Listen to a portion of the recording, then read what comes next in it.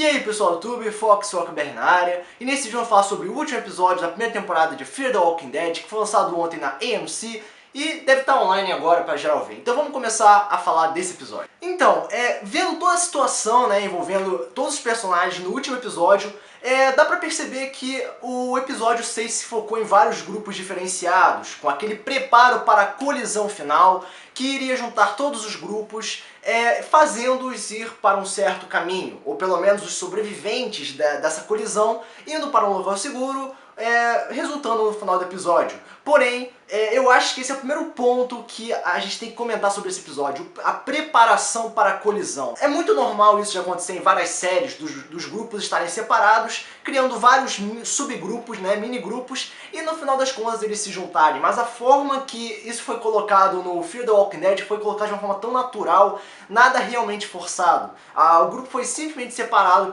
pela aquela questão de algumas pessoas estarem doentes, ou pelo menos serem julgadas como inadequadas para aquele ambiente e tudo mais, e o grupo tentar buscar a sua família de volta. Então, essa construção da busca pela colisão foi algo bem estruturado durante o processo da primeira temporada, não só nesse episódio, mas de forma geral, e o que fez esse episódio fluir naturalmente. Então nós tivemos a colisão entre o grupo do Travis e companhia, com um novo grupo, dividido, no caso, o Nick, Liza, e um novo personagem negro, que o nome dele é Strand. É meio complicado de lembrar esse nome, mas assim, para criar todo esse preparo, teve a questão da confiança. A Liza teve que confiar naquela doutora lá, naquela médica lá que estava cuidando dos feridos, dos infectados e tudo mais.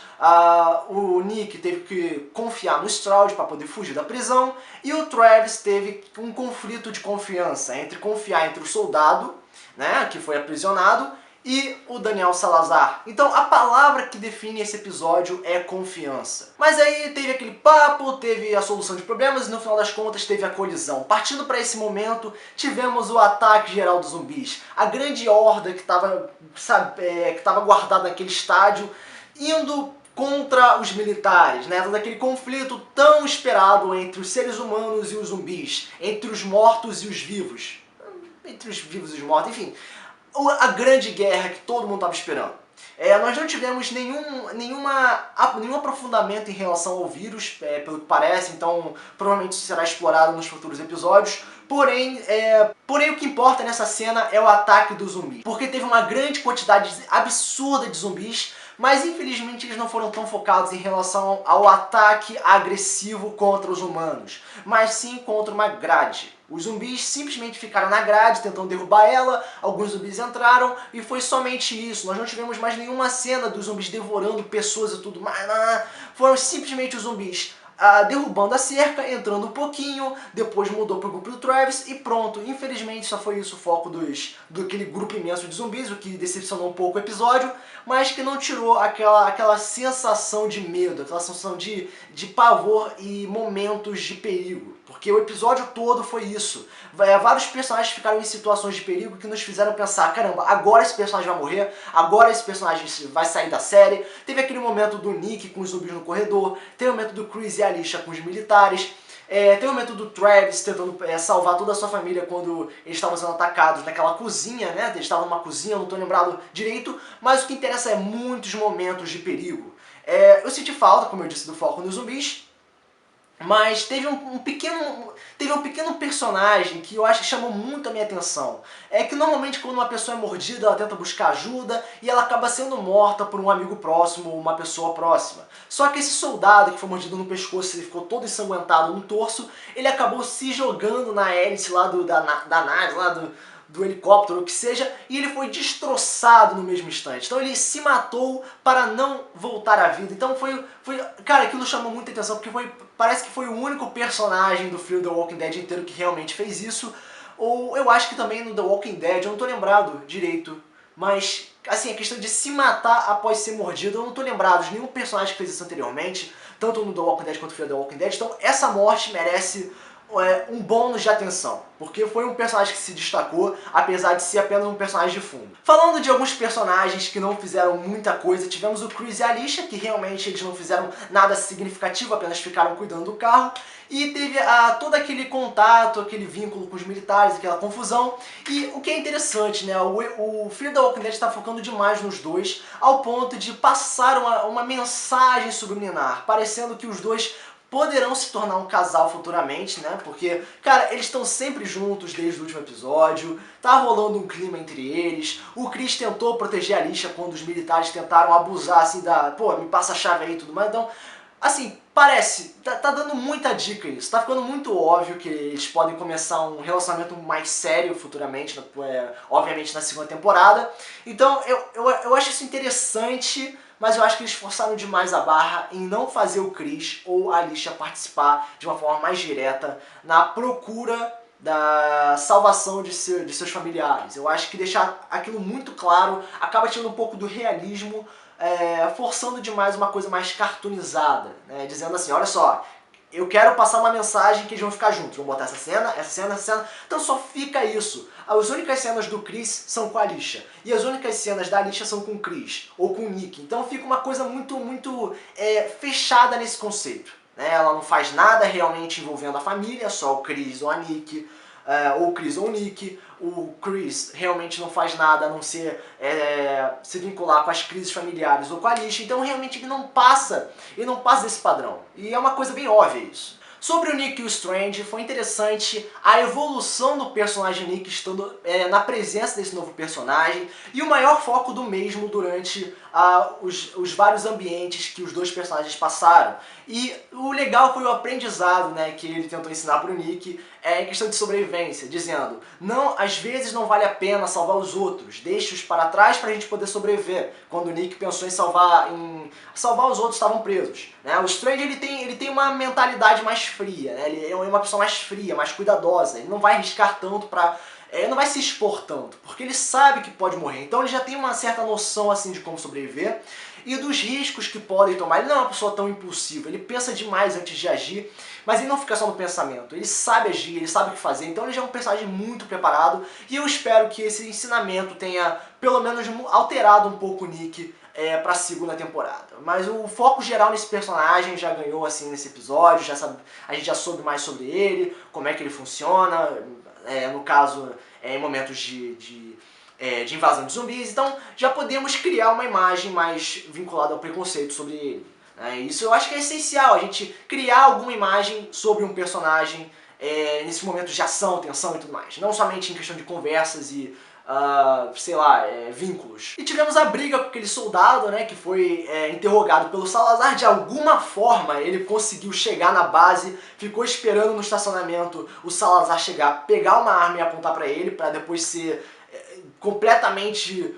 Ele foi morto? Eu não me lembro. Ele apanhou pra caramba do Travis. O que me surpreendeu, cara, foi que ele ficou esperando o Salazar chegar pra falar todo aquele discurso. Ah, você me interrogou, agora eu vou te matar, blá blá blá.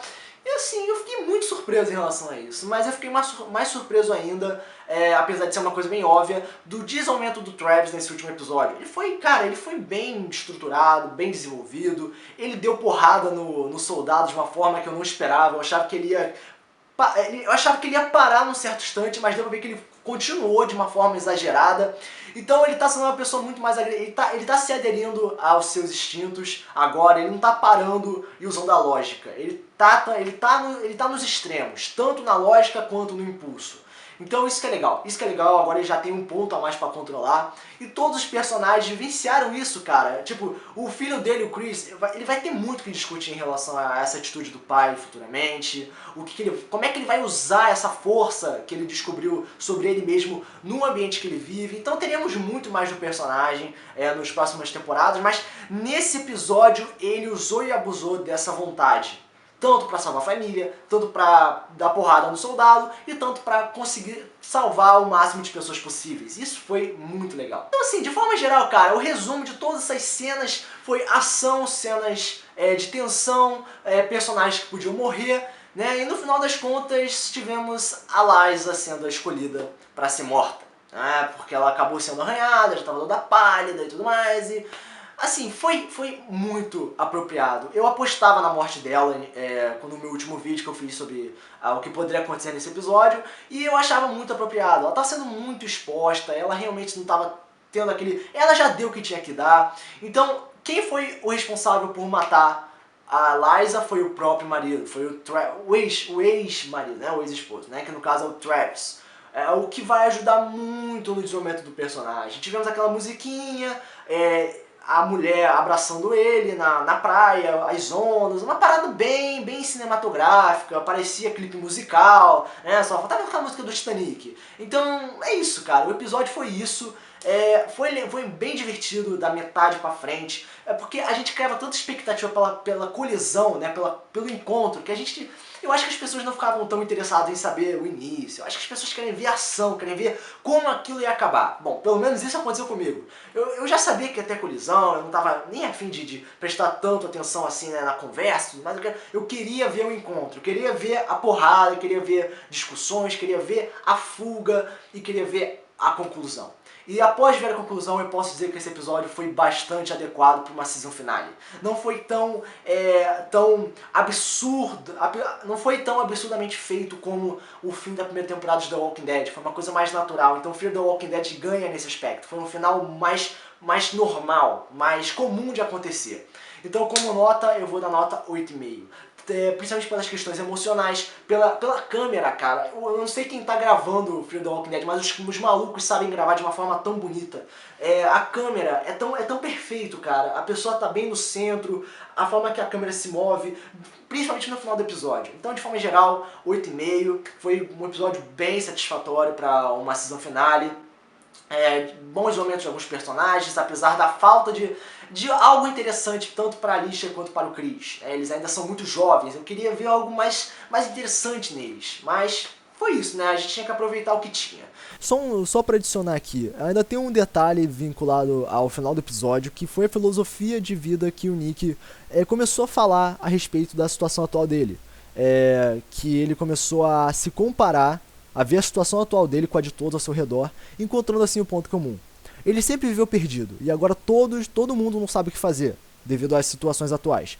O mundo parece fazer sentido para o Nick agora, porque para ele, todos ao seu redor estão pensando da mesma forma que ele. São somente estranhos no mundo. Isso foi uma excelente cena, possibilitando uma maior visão filosófica do telespectador diante dos personagens. Então esses foram meus comentários a respeito do último episódio da primeira temporada de Fear the Walking Dead. Se você tem algum comentário, por favor, comente, compartilhe o vídeo, se inscreva no meu canal e também não esqueça de entrar na minha página, no grupo do Facebook chamado Fox Walker BR. Ambos vão estar aqui na descrição desse vídeo. E também não esqueça de entrar na página Fãs da Walking Dead e The Walking Dead Zumbis. Duas páginas bem interessantes no Facebook a respeito tanto da série The Walking Dead quanto Fear the Walking Dead, com várias imagens e informações a respeito das mesmas. E então, esse é o vídeo, eu espero que vocês tenham gostado. Fox Walker BR, até o próximo vídeo, valeu!